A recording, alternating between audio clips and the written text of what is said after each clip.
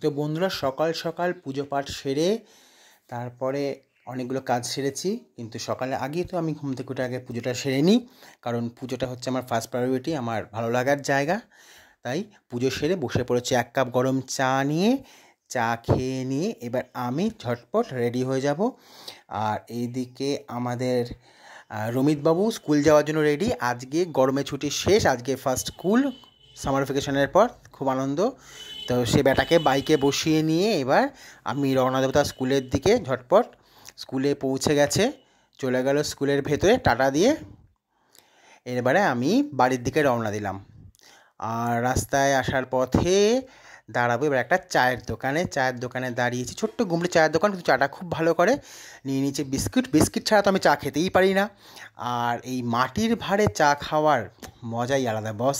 চা খেয়ে চলে যাবো বাড়ি। সবাইকে টাটা, খুব ভালো থেকো সবাই।